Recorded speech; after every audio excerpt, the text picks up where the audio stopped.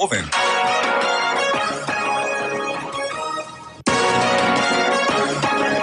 Y a esta hora tenemos en el estudio a Luis Serrano, él es coordinador de Redes Ayuda, para esta sección semanal que a usted tanto le gusta y a mí tanto me nutre.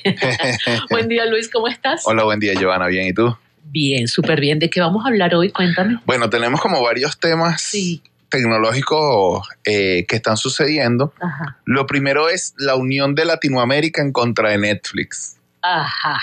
Fíjate, se unieron las oficinas de México, de Costa Rica y de Perú porque Netflix estaba pensando en compartir una misma cuenta de Netflix dentro de un mismo hogar. Es decir, que las 4 pantallas que suelen salir al mismo tiempo solamente se puedan ver en un solo hogar. Okay. A lo que estos países empezaron a decir, bueno, ¿qué significa que algo sea un solo hogar? Porque un solo hogar, hay muchas familias que están distanciadas pero forman parte de un hogar. O sea, ¿cómo es eso que tú vas a regular esto? Quizás debería decir una sola vivienda. Exacto, para una ser sola. más específico. Claro, pues. entonces ellos Claro, quieren y ver. ahí también, también entraría otro tema, porque hay viviendas donde hay 2 televisores, pero hay viviendas donde hay 7 televisores. Exactamente. Entonces, bueno, vas a permitir tener una pantalla para cada persona. Sí. Entonces, allí la conclusión a la que llegó Netflix es no tener esta restricción dentro de los países de Latinoamérica.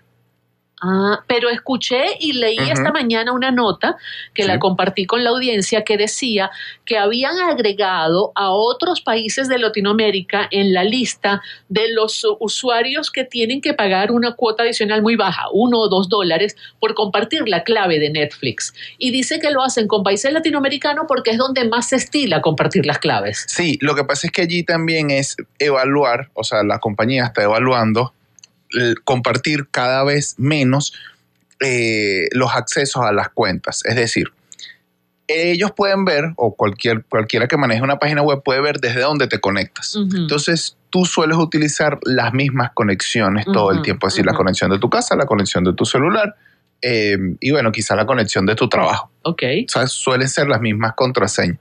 Cuando tú te sales de esto, ya tú, digamos, el sistema puede asumir que te estás saliendo o que estás compartiendo tus contraseñas. Porque además no son los mismos dispositivos. Pero hay planes de Netflix donde tú adquieres un plan y te permite tener el servicio en 5 televisores, en 7 televisores, y no te exige que estén dentro de una misma vivienda. No, pero eso según lo que tú pagues mensual. Claro, pero él casa los dispositivos con la conexión.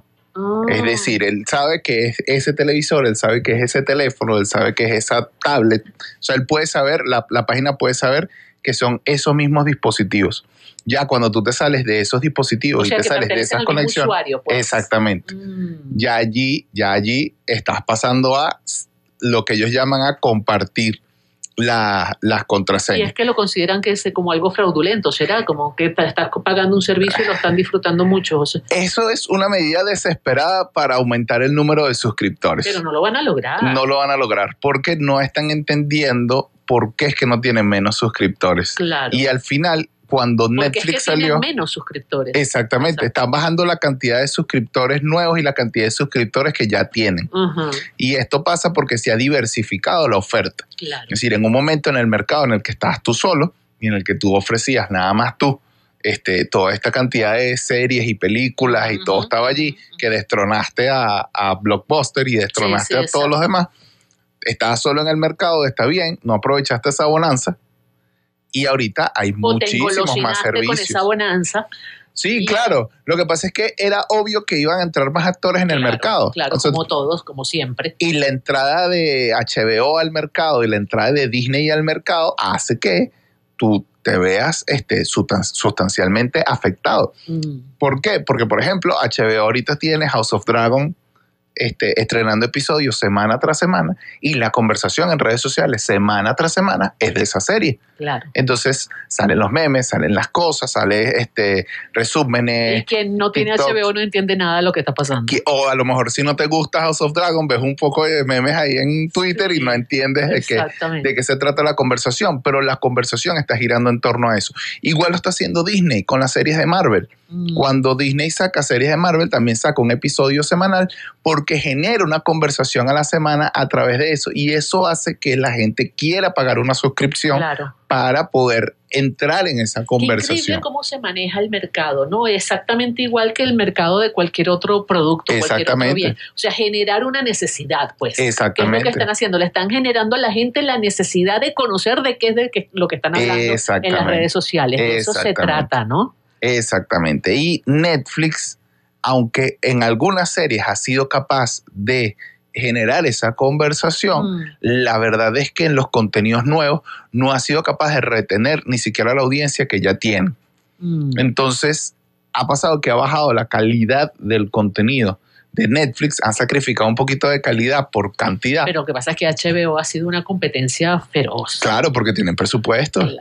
Claro, y Disney también tiene presupuesto. Claro. Y su principal negocio no es la transmisión de contenidos a través de los servicios de streaming. Entonces, es muy complicado combatir, pero tienes que combatir por el lado del contenido. Claro. Y entonces, a través de eso es donde tienes que generar más suscriptores, más necesidad de poder, de que la gente se conecte, se suscriba, etcétera, etcétera. Exactamente. Mira, ¿qué fue lo que pasó con TikTok y Rusia? Mira, Rusia sancionó a TikTok por $50,000. ¿Qué tal? Por promover propaganda por LGBT. $50,000 nada más, eso es como sancionarme a mí por 10 bolívares. Claro, lo que pasa es que tienes el precedente de la sanción. ¿Cómo así? Eso no es lo mismo, ¿verdad? Sancionarte a ti por 10 bolívares, que a lo mejor los puedas pagar, a que tú tengas en tu mancha de tu historial que fuiste sancionada por 10 bolívares. Ya fuiste sancionada. Son 10 bolívares, es un pago simbólico, es muy poquito, etcétera. Pero fuiste sancionada. Eso anima a otros a sancionarme también. Exactamente, y no solamente eso, sino que ya hay un precedente contigo de que ya eres sancionable, y a lo mejor la primera es de 10, pero la segunda es de 20. ¿Y por qué fue la sanción? La sanción fue por, entre comillas, promover propaganda LGBT y promover feminismo radical. Y según la legislación rusa, TikTok no cumple con las leyes de ese país para poder funcionar en ese país y tiene que remover esos contenidos de la plataforma. ¿Y no puede en ese caso el gobierno ruso, con toda la tecnología que maneja, con todas las herramientas que tiene, bloquear el uso de la aplicación de TikTok en su país? Ellos pueden bloquear el uso de TikTok en su país. ¿Y no es más fácil hacer eso? El costo político es mayor. Claro. El costo político es mayor. ¿Por qué? Porque ellos también aprovechan TikTok para hacer publicidad de su gobierno. O sea, no lo quieren eliminar, pero lo quieren regular. Exactamente. Lo que pasa es que es bastante complicado porque tú sancionas a la plataforma por permitir ese contenido, pero al final, ¿qué contenido sí, qué contenido no? O sea, ¿qué es propaganda? ¿Cómo se hace para filtrar eso? O sea, bueno, fíjate que TikTok es una de las aplicaciones que más censura aplica en sus Pero ¿cómo se hace? contenido. O sea, tiene que estar alguien viendo todo y ahí tiene un algoritmo que automáticamente o sea, si tú dices cierta palabra o cierta cosa, punte. Él te tumba. Por ejemplo, hablar de sexo explícitamente. La palabra sexo, por ejemplo, está censurada en TikTok. Por eso surgen como algunos sinónimos y otras cosas. Pero la palabra sexo está censurada de TikTok. No la puedes decir. Te tumba el video. Y ser explícito a lo mejor en las palabras o en el texto que escribes en TikTok con algunas analogías sexuales, eso por poner un ejemplo, te tumba el video. Hablar de violación específica, decir la palabra violación, está censurada en TikTok. Pero fíjate que ahora que dices esa palabra violación, inclusive en los teléfonos, en los iPhone, violación no aparece en el diccionario. Fíjate. No está en el diccionario del iPhone esa palabra. Fíjate. Y no entiendo por qué, porque al final... Hay violación de leyes, hay violación de normas, hay violación de espacio. No, y si estás denunciando una violación... agresión también, o sea, claro, debería estar. Exacto, entonces... lo que pasa es que cuando tú pones el algoritmo, tú no puedes, digamos, llegar a ese nivel de detalle. Sí, ese nivel de detalle es muy complicado. Lo estás usando pero también tienes que dar...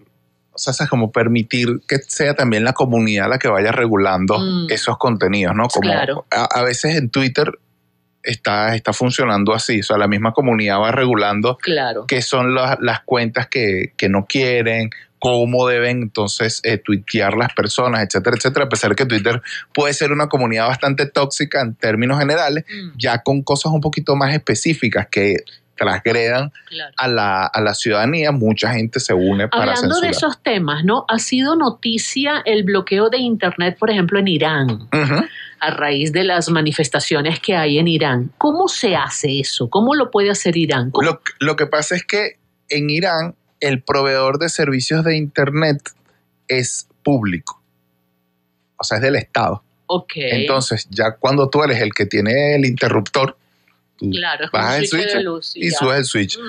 Evidentemente estoy haciendo una analogía simplificando el proceso. Que en el caso de Cuba fue interesante porque hubo un momento en que sí también cortaron el servicio y Elon Musk anunció que él había hecho no sé qué cosa para proveer de internet a la isla. Bueno, Elon Musk dice muchas locuras. Y no son verdad. Y no necesariamente son verdad, pero Elon o sea, Musk... El tipo es un embustero. Elon Musk, o sea, lo que pasa es que Elon Musk tiene este proyecto de Starlink y el proyecto del internet satelital, pero el tema está en cómo tú provees de tecnología a la isla para que se puedan conectar a ese satélite. O sea, no es como que yo puedo agarrar mi teléfono y conectarme al Wi-Fi de tu satélite de buenas a primeras. O sea, eso tiene que tener una instalación en tierra, tiene que tener tecnología en tierra para poderte conectar. Y esa tecnología en tierra no necesariamente la tienen los cubanos, quienes además han tenido muchos años en esta brecha tecnológica y en poder Pero lo cierto acceder. es que siempre, aun cuando los estados, los gobiernos imponen esas restricciones, siempre sale información. ¿Cómo hacen? Yo no sé. ¿De qué herramientas se valen? Yo no sé. Pero de Irán salen videos, sale información. Totalmente. De Cuba salen videos. O sea, siempre hay la manera como de evadir esos rigores, ¿no? Lo que pasa es que el bloqueo nunca es total. Es decir, aunque ellos tienen el switch, ellos no apagan el internet del todo y no pueden estar desconectados todo el tiempo. Entonces, tú no puedes, por ejemplo, bajarle el switch a todo el país y dejar al gobierno sin internet. El gobierno necesita tener internet. Las estructuras del Estado. Y por ahí se cuelan los particulares. Y por allí se cuelan. Entonces, claro, aunque sean regímenes totalitarios, hay personas dentro de ese régimen totalitario que no están de acuerdo con esos regímenes. Y esas son las personas que cooperan con la democracia y con los manifestantes. Y también se escapa un poquito, o sea, se te deja regar un poquito, porque además que tú tienes un régimen totalitario, tienes un régimen corrupto.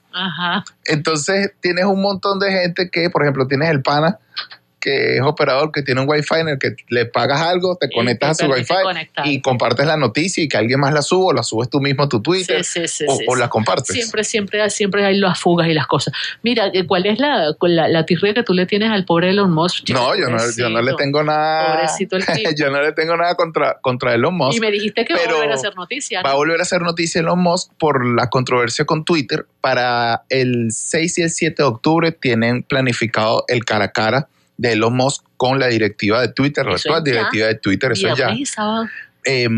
Porque Twitter quiere que desembolsille los $44,000 millones que Elon Musk ofreció. ¿Quién lo mandó a ofrecer esa cantidad? Y Elon Musk quiere claridad en los datos de Twitter. Entonces, ¿hasta qué punto quiere claridad? ¿Es factible de conseguir?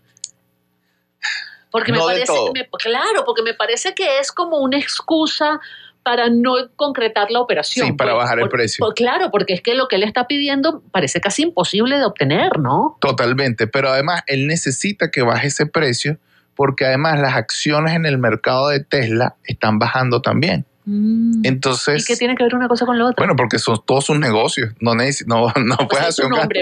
Claro, no puedes hacer un gasto tan grande aquí si aquí no lo tienes todo regulado y tienes que generar confianza en los inversionistas. Confianza, eso te iba a decir. El tipo está perdiendo confianza. Y además eres una persona que ha manipulado constantemente la economía de las criptomonedas porque llegas y dices, voy a aceptar Bitcoin para que puedan comprar mis carros. Entonces sube el Bitcoin.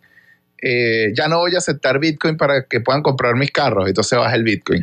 Y así está jugando constantemente con la economía de las criptomonedas y eso también le ha valido que mucha gente empiece a cuestionar cuál es la responsabilidad del individuo en cómo afecta la economía. Mira lo que nos escribe aquí Jean-Pierre Oposa. Dice, la mayoría de las cosas que salen, se refiere a estos países donde hay controles, son promovidas por el mismo gobierno para crear zozobra y desviar la atención. Sí, lo que tú decías de alguna forma también a veces, ¿no? Depende. A lo mejor no por el propio gobierno, pero sí gente dentro del gobierno. Que sí, pero no siempre es para crear zozobra. O sea, yo dudo mucho que al régimen cubano, por ejemplo, le interese promover o le interese dar esa imagen fuera de Cuba, que dentro de la isla están protestando dentro de las barriadas. Y la represión y la cosa, pues eso no le favorece para nada. Exactamente. Entonces ahí no estoy tan de acuerdo. Lo que sí hacen ellos es que promueven otras cosas. Por ejemplo, esta manifestación es para apoyar al régimen cubano y entonces resulta que es una manifestación en contra y entonces toman una buena foto y unas cosas, ¿sabes? O es a favor del gobierno iraní y tal. Entonces aprovechan una manifestación y le ponen otro contexto. Exactamente. Y después manda otro mensaje que no lo puedo decir al aire. Pero léelo tú ahí, no lo digas. La gente está muy activa con es verdad, tema, de verdad. Es verdad. Definitivamente. Te iba a comentar, se nos acabó el tiempo, qué rápido pasa el tiempo contigo. Es verdad. Es una cosa demasiado brutal. Mi computadora murió. Estamos hablando fuera del aire de eso. Ayer no la pude encender y eso para mí es una tragedia. Mi computadora es mi insumo básico para trabajar y no hubo manera de poderla encender. Y me estás comentando que una de las razones puede ser porque la dejo constantemente enchufada. Sí, si dejas, por ejemplo, la computadora conectada y la cierras la computadora, también con las desviaciones de la luz que hay aquí, eso probablemente te dañe la batería. De hecho, la mayoría de las personas que se les daña sus computadoras es por eso. O sea, terminan de trabajar, cierran la laptop, se van a dormir y ya abren la mañana siguiente y vuelven a estar. Entonces mantiene constantemente y eso te va dañando la batería. Mi recomendación es que si puedes, saques la batería.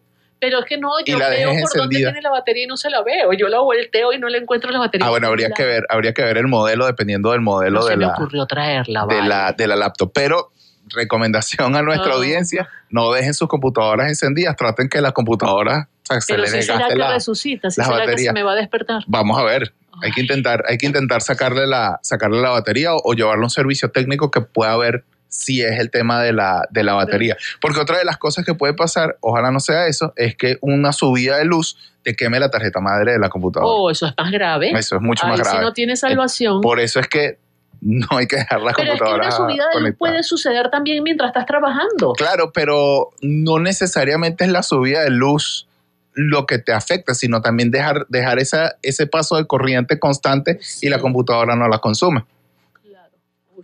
Oye, 1.000.000 de gracias por estar con nosotros. Recuérdanos tus redes, por favor. Acá Luis Serrano para seguirme a mí, @redesayuda para consejos de seguridad digital. Buenísimo. Era Luis Serrano, precisamente coordinador de Redes Ayuda. Vamos a una pausa y enseguida volvemos con más.